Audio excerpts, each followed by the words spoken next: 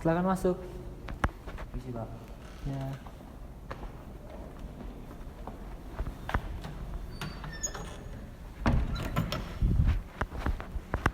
Silakan duduk. Bebas di mana aja.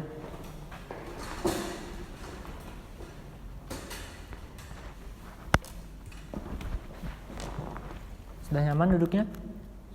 Sudah.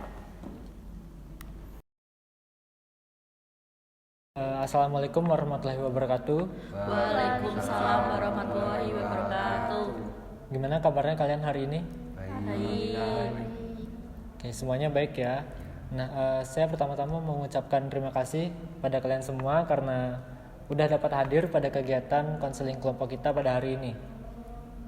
Sebelum kita mulai, mari kita berdoa dulu. Siapa yang mau memimpin doa? Saya aja Pak.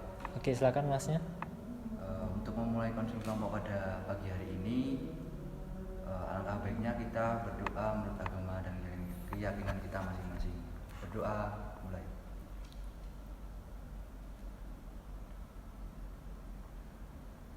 Berdoa cukup. Ya, terima kasih.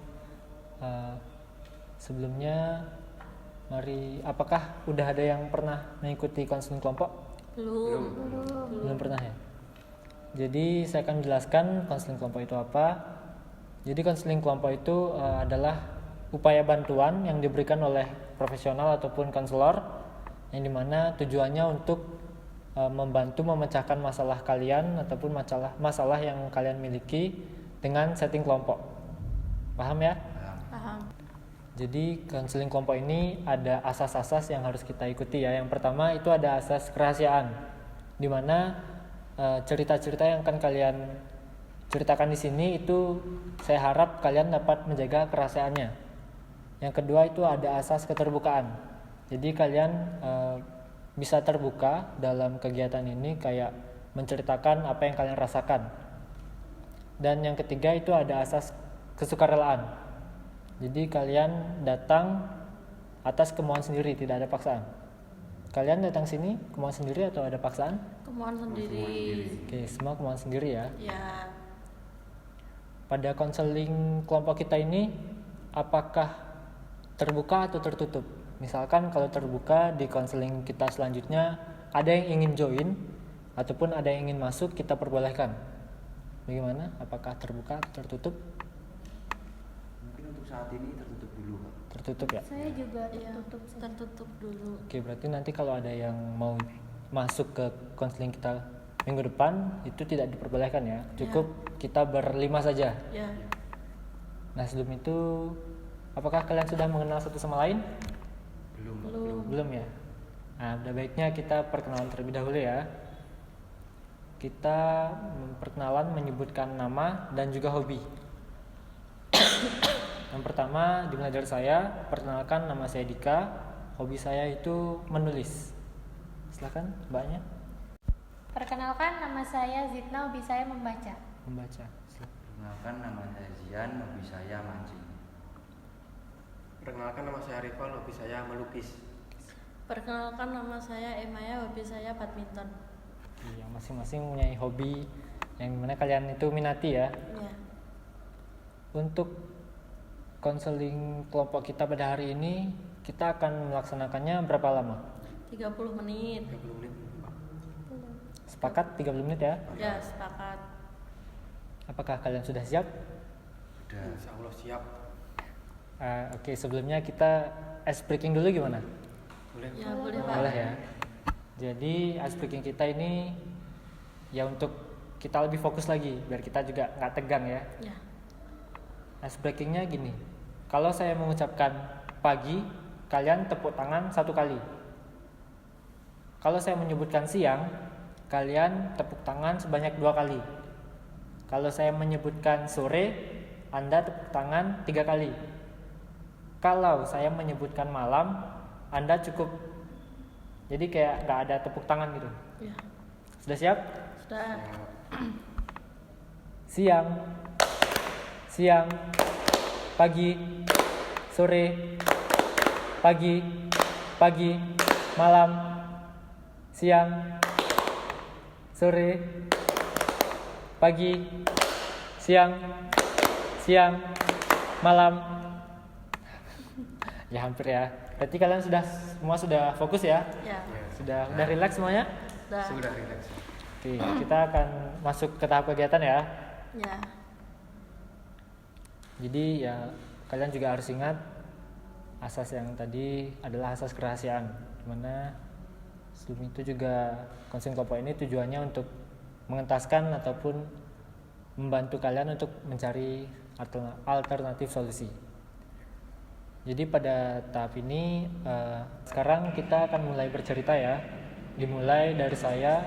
Jadi saya itu memiliki masalah di mana saya kayak nggak bisa membagi waktu antara belajar, berorganisasi maupun kegiatan-kegiatan atau hobi-hobi lainnya. Silakan selanjutnya, Mbak Maya. Jadi saya tuh kayak kecanduan HP gitu loh, kayak misalkan bangun tidur saya tuh nyarinya HP. Terus kalau misal saat mengikuti perkuliahan saya tuh juga sering main HP. Terus kalau saya main HP itu kayak lupa waktu gitu, kayak nanti lupa sholat, terus lupa masak buat saya sendiri, jadi kayak lupa makan, terus kayak lupa mengerjakan tugas karena banyak main HP. Jadi kayak saya tuh banyak melakukan prokrastinasi gitu kalau gara-gara kecanduan HP. Jadi masalah Mbak Maya ini karena kecanduan gadget atau kecanduan HP itu berdampak pada aktivitas sehari-hari Mbak Maya gitu ya. Jadi sampai lupa waktu belajar, lupa waktu memasak untuk bekal ke kampus gitu. Oke, kita keep ya. Silakan selanjutnya. Kalau saya tuh saya rasa saya tuh kurang motivasi, Pak. Jadi misalnya sebenarnya saya itu sebelum tidur itu udah kayak memikirkan besok mau ngapain, kayak besok harus ngerjain tugas, nyelesain sesuatu atau apa yang lainnya. Tapi setelah paginya itu malah saya tuh kayak malah ngerjain yang lainnya, Pak. Jadi apa yang saya pikirkan tadi malam tuh nggak saya lakukan. Nah pas hampir deadline itu baru panik, Pak, saya. Jadi kayak tugas tuh kayak saya sampingkan dulu, malah saya ngerjain yang lainnya kayak gitu, Pak. Berarti masalah Mas Rival ini karena kurang motivasi, mungkin itu berdampak untuk aktivitas sehari-hari juga ya. Seperti padahal Mas Rival sudah merencanakan ini, tetapi malah akhirnya yang terjadi ini itu, dan kurangnya apa ya, manajemen gitu ya, manajemen waktu jadinya berantakan. Iya. Silakan selanjutnya. Kalau saya tuh nggak bisa bagi waktu antara mengerjakan tugas dan organisasi. Soalnya saya tuh kadang-kadang kalau sudah mengerjakan sesuatu di organisasi itu kayak maunya tuh terus gitu, Pak, nggak pakai istirahat. Kalau bisa tuh mungkin selesai ya langsung selesai gitu, tapi setelah itu nanti pasti juga saya lebih kayak memilih kalau udah nggak organisasi gitu doang di rumah.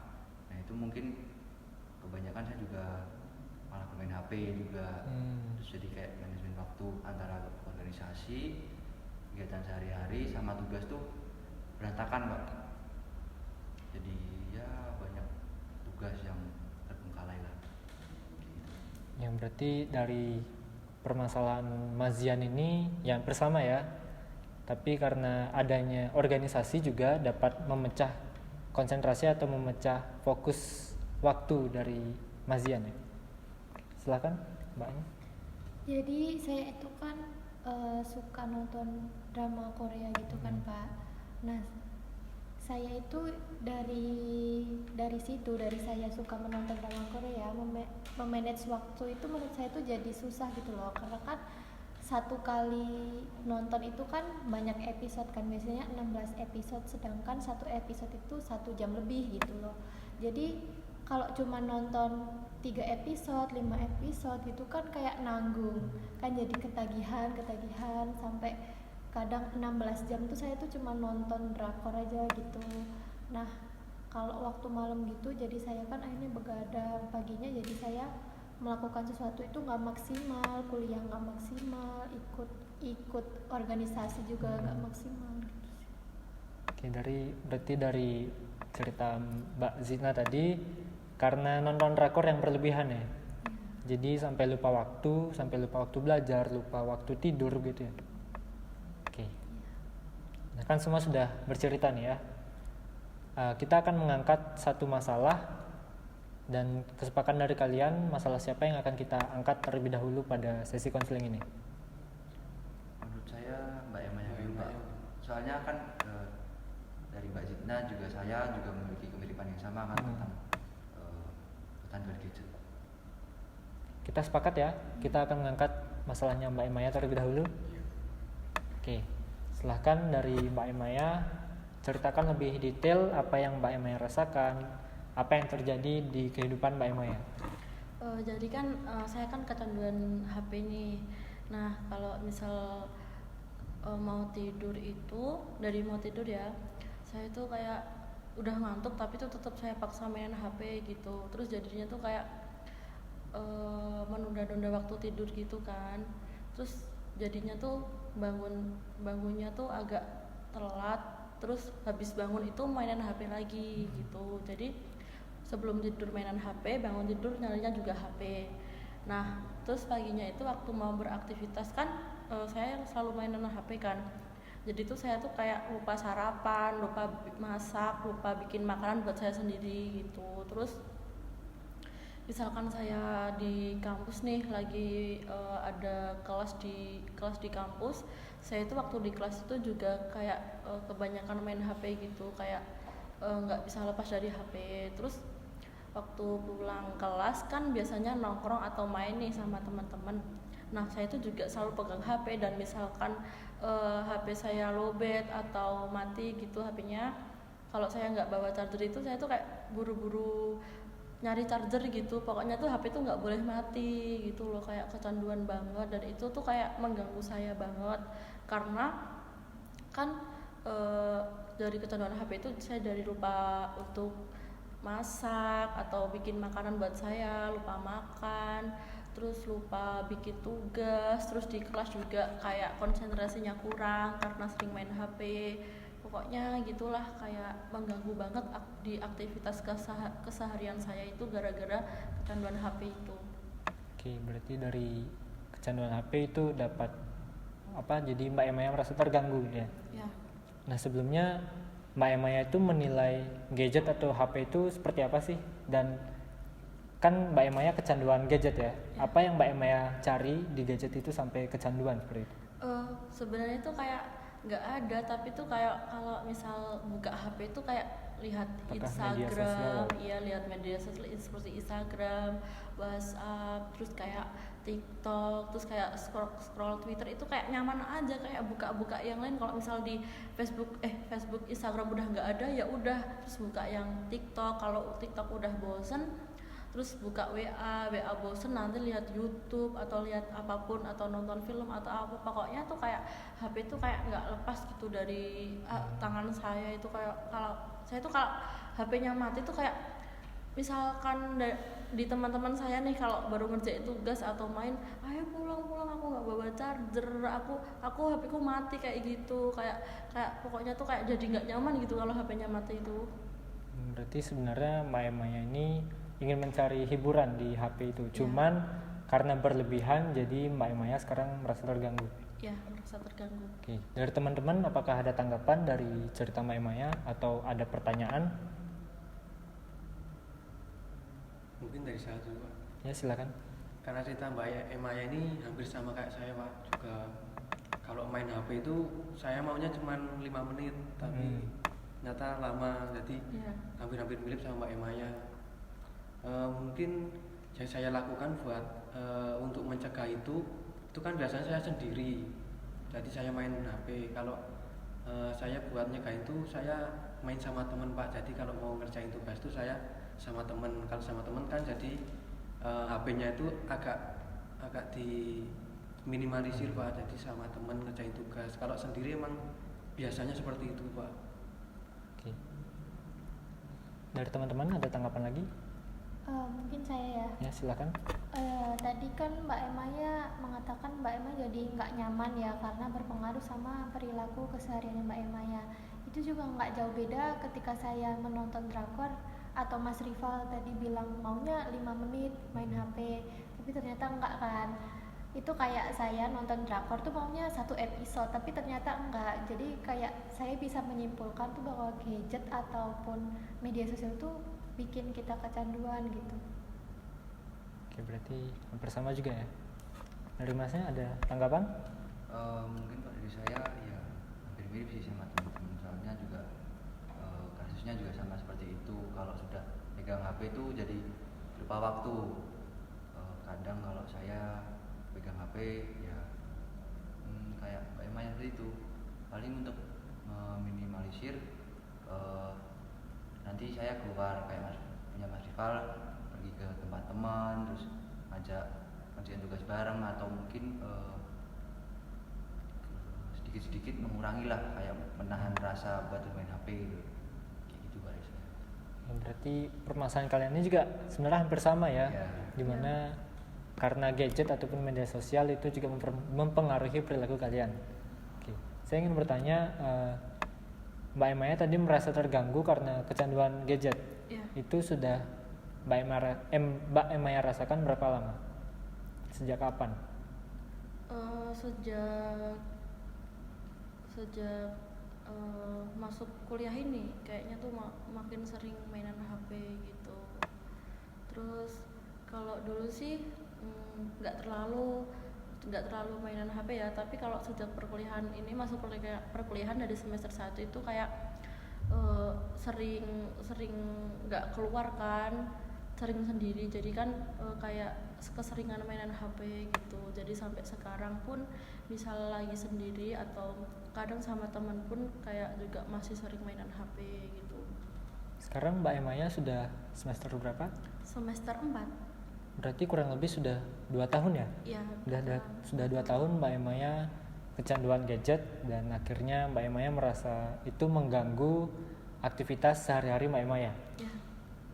Oke, dari permasalahan Mbak Emaya itu, apa yang Mbak Emaya sudah lakukan untuk mengurangi atau meminimalisir dari penggunaan atau kecanduan gadget itu? Sebenarnya kayak Mas Rival sama Mas yang katakan tadi sih, kayak keluar sama temen itu kan kalau misalkan kita lagi ngobrol-ngobrol terus kayak temen-temenku kan pada nggak main HP, terus aku main HP sendiri kan agak kurang enak dilihat, itu jadinya kayak agak mengurangi handphone. Terus kayak dulu kan kayak ada tuntutan gitu loh, kamu tuh nggak boleh main HP gitu, terus HP-nya diambil gitu tuh, diambil kan sama pokoknya ada suatu tuntutan dari diriku itu, kamu tuh nggak boleh main HP gitu, terus HP-ku diambil. Terus kayak tapi itu bisa mengurangi aku untuk kecanduan sih, kayak ada orang untuk bilang kamu tuh nggak usah main HP, terus HP-ku diambil gitu, kayak mengurangi gitu. Tapi setelah nggak ada orang yang kayak gitu, nanti aku kecanduan lagi. Mungkin dari aku nguranginya itu ya tadi keluar sama teman-teman itu tadi. Nah, Mbak Emaya kan merasa terganggu ya. Ya. Sekarang ini apa sih yang Mbak Emaya inginkan? Ya saya tuh pengen tuh kayak bisa mengurangi kecanduan HP ya. Kan kalau saya bisa mengurangi kecanduan HP kan nanti kan juga nggak sampai lupa waktu, terus juga nanti juga nggak jadi ingat sholat, terus ingat makan, tugas juga jalan, pokoknya kayak ngerjain tugas juga bagus gitu loh, nggak ditunda-tunda. Terus saya pun tuh kalau kadang gara-gara kecanduan HP itu kan tadinya kan bikin kayak menunda-nunda sesuatu gitu kan, mau ngerjakan tugas kayak aku tunda, terus kayak mau makan juga sampai lupa. Jadi tuh pengennya tuh kayak main HP tuh secukupnya aja gitu, pokoknya pengen HP jangan sampai lupa makan, lupa waktu, lupa sholat. Pokoknya aku pengennya main HP itu jangan menimbulkan aku mengganggu waktu keseharianku gitu loh. Kayak ya semoga berjalan lancar aja, nggak ada gangguan seperti apa kecanduan HP itu, karena dari kecanduan HP itu kan kayak bermasalah banget kan di keseharian aku. Aku pengennya ya jadi nggak kecanduan HP, dan pengen pengen waktuku itu nggak terganggu karena HP, gitu aja sih. Oke. Nah teman-teman, jadi Mbak Emaya ini memiliki keinginan yang sangat bagus ya, dimana kita juga patut apresiasi dari keinginan Mbak Emaya ini untuk mengurangi kecanduan gadget gitu ya. Dari keinginan Mbak Emaya ini, bagaimana tanggapan dari kalian atas keinginannya, ataupun apakah ada pertanyaan kepada Mbak Emaya? Mungkin dari saya dulu ya. Ya, silakan. Dari cerita Mbak Emaya barusan itu malah menjadikan motivasi buat saya gitu. Yang awalnya tuh saya tuh males gitu loh keluar-keluar kumpul sama temen tuh, malah pengennya tuh udah di rumah aja. Terus kalau Mbak Emaya bilang kumpul sama teman tuh bisa mengurangi kecanduan HP gitu, nah saya malah jadi pengen kayak gitu. Itu sih. Silakan teman-teman, ada lagi? Kalau dari saya, kalau saya kan karena di rumah ya, jadi kalau main HP itu kayak diingetin jangan lama-lama, harus ngapain. Tapi tetap karena motivasinya itu kurang, jadi kayak emang udah nggak main HP, tapi kayak ngerjain tugasnya itu kurang. Kalau Mbak Emaya tadi kan karena nggak ada yang ngingetin, dulu ada yang ngingetin. Kalau sekarang kan udah nggak ada yang ngingetin, jadi tambah main HP-nya ditambah kayak gitu. Dan buat nguranginya, Mbak Emaya tadi main sama temen. Nah kalau main sama temen itu kan di awal tadi Mbak Emaya bilang sampai mau pulang aja karena nggak bawa charger, HP-nya mati. Nah itu yang dilakukan sama temennya kayak gimana Mbak? Ya teman saya tuh ya udah nggak usah main HP, kalau mati ya udah gitu, ngobrol-ngobrol aja sama teman. Kayak temanku kan bilang gitu, tapi tuh kayak ih nggak mau, aku pengennya pulang, aku nggak bisa kalau nggak ada HP. Iya udah, kamu tuh ngobrol-ngobrol aja, jangan main HP terus gitu. Kayak ada yang ngikutin juga sih, kayak udah ngobrol-ngobrol aja, nggak usah main HP. Ini kan juga lagi sama teman-teman kan. Terus jadinya juga karena temanku bilang seperti itu juga kayak ternetralisir kan, kayak oh ya udah kayaknya bagusnya gini deh, ya udah HP mati, ya udah nggak usah main HP, kan lagi sama teman-teman, ya udah bicara ngobrol-ngobrol santai aja gitu kan. Jadi ya bener kata Mas Rival sama Mas Dian tadi, untuk mengurangi kecanduan HP atau gadget ya menurutku juga sama temen itu juga bisa berkurang sih. Soalnya kan kadang HP mati atau gimana atau lupa bawa charger, misal HP mati ya udah kan teman kita bisa ngingetin kita kan. Jadi ya kayak saya itu juga setuju sih sama omongan yang diomongin sama Mas Rival sama Mas Dian tadi. Oke, dari Mas Dian apakah ada tanggapan? Mungkin dari saya, kalau Mbak Emaya sendiri ketika nggak megang HP itu di saat ngapain? Misalnya tidur ya? Iya, Tidur. saya tuh kalau nggak megang HP kayaknya nggak pernah deh, cuma tidur aja. Soalnya saya tuh kalau kadang mandi mandi tuh saya juga kadang pakai HP, tapi juga kadang saya tinggal. Terus kayak ngerjain tugas juga pakai HP, main juga pakai HP. Ya keseharian saya tuh kayak itu, nggak bawa HP itu. Pakai paling ya HP nggak saya gunain itu waktu saya tidur. Yang lainnya tuh saya pakai HP terus gitu. Terus ketika Mbak Emaya tuh udah kayak mungkin di kelas atau baru main sama temen, terus kayak kita tuh apa maksudnya namanya baru ngobrol nih, tapi Mbak Emaya tuh masih mainan HP. Terus kayak Mbak Emaya diajak ngobrol nih sama temennya. Nah, Mbak Emaya kan tadi naruh HP kan pasti. Nah, ketika kayak gitu, kayak maksudnya tuh di daerah temen-temen, ketika Mbak Emaya nggak megang HP itu perasaan apa yang Mbak Emaya rasakan? Kayak mungkin kalau ada contoh tuh nggak pegang HP itu kayak gelisah, ada yang kurang gitu. Ya sebenarnya kayak ada yang kurang gitu.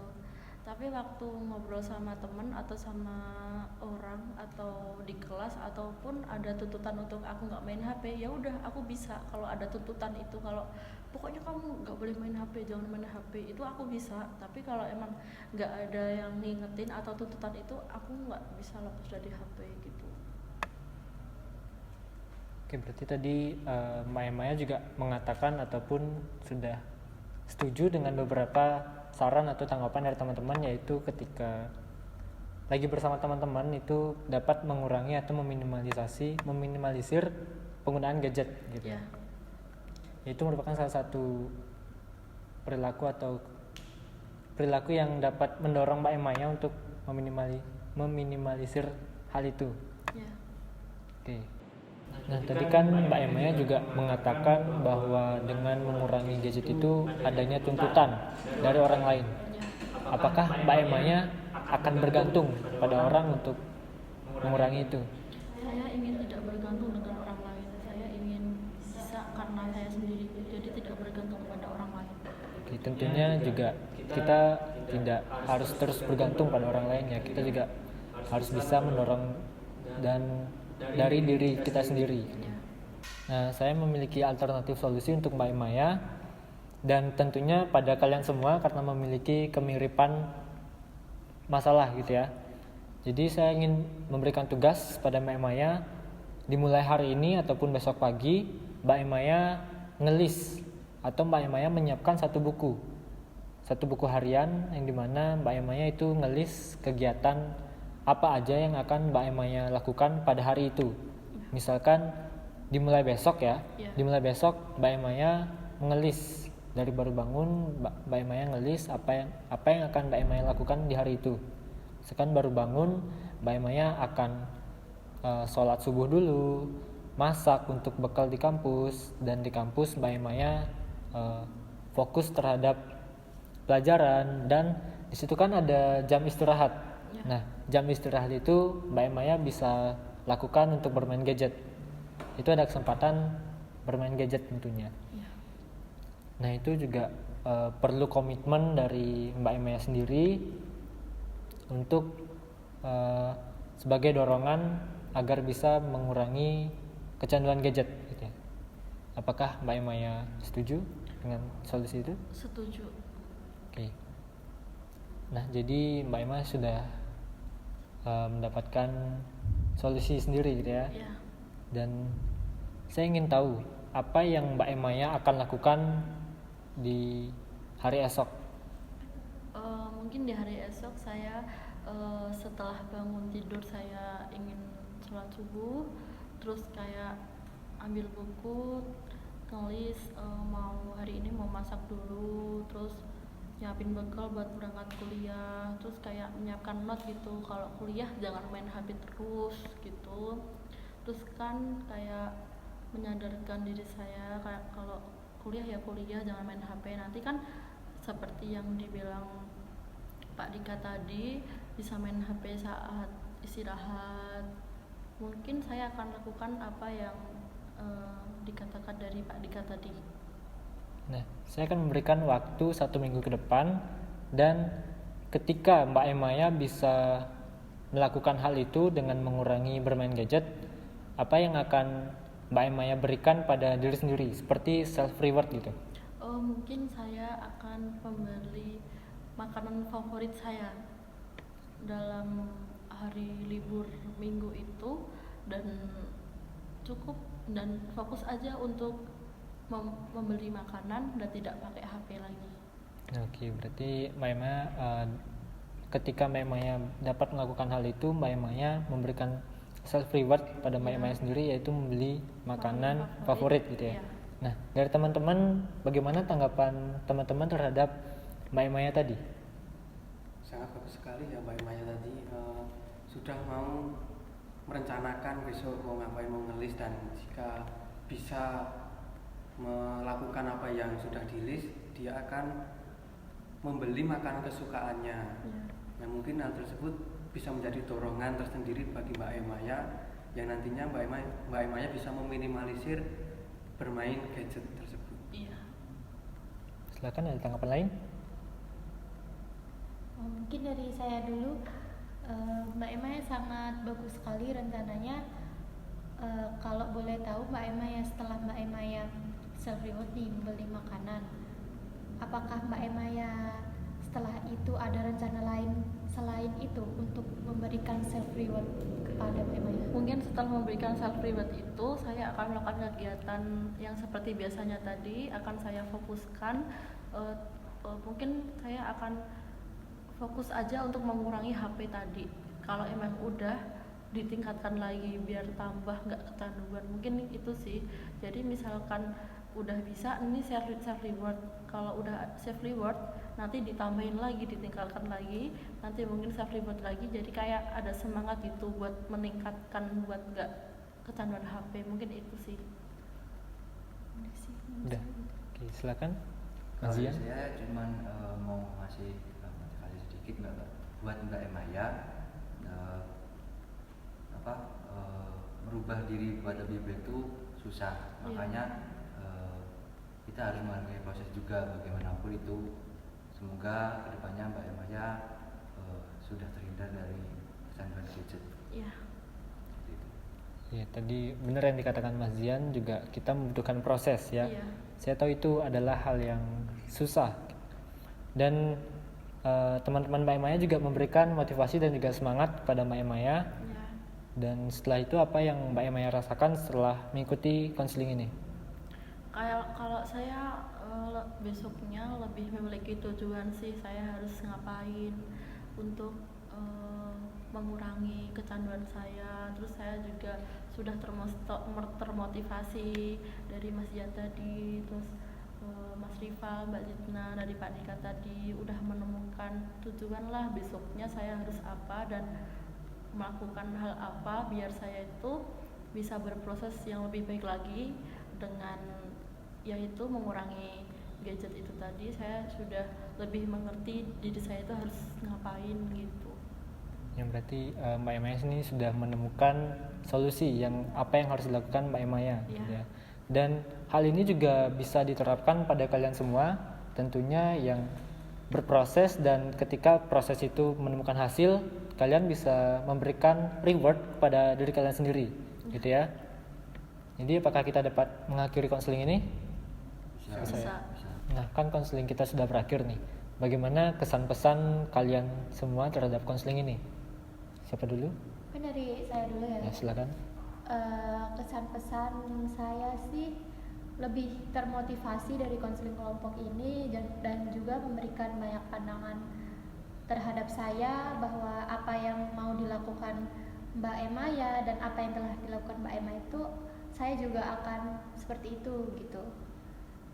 Dan apa yang telah direncanakan Mbak Emaya tadi, saya mau mengatakan bahwa semangat terus Mbak Emaya, usaha Mbak Emaya semoga membuahkan hasil yang maksimal. Oke. Kalau kesan dan pesan dari saya, kesan untuk saya sendiri, saya merasa jadi lebih kayak apa ya, ada beban yang lepas itu loh Pak, tentang masalah saya juga. Tapi untuk Mbak Emaya, pokoknya tetap semangat dalam menjalani perubahan yang menuju lebih baik ya Mbak. Pokoknya tetap semangat itu aja.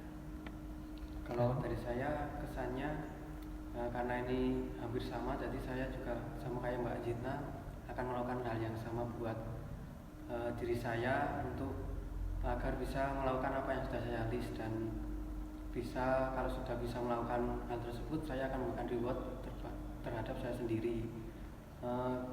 Kemudian kita juga bisa nanti setelah konseling ini bisa saling mengingatkan apa yang sudah kita mau rencanakan dalam konseling saat ini.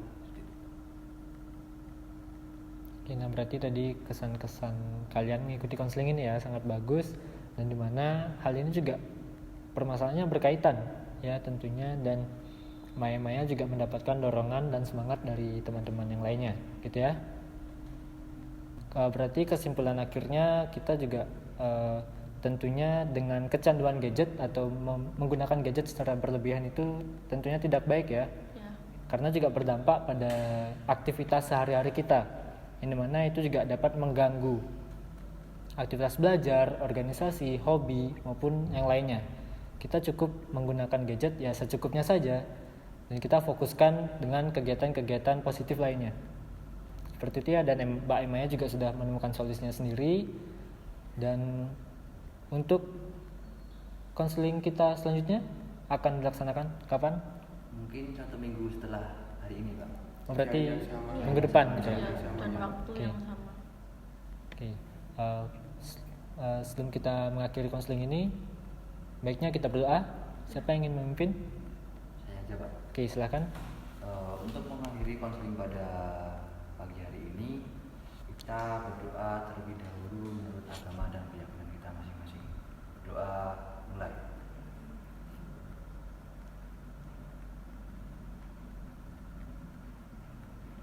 Doa cukup.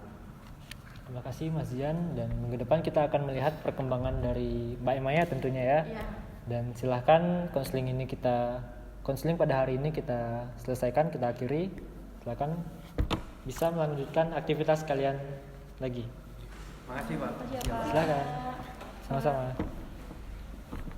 Oke.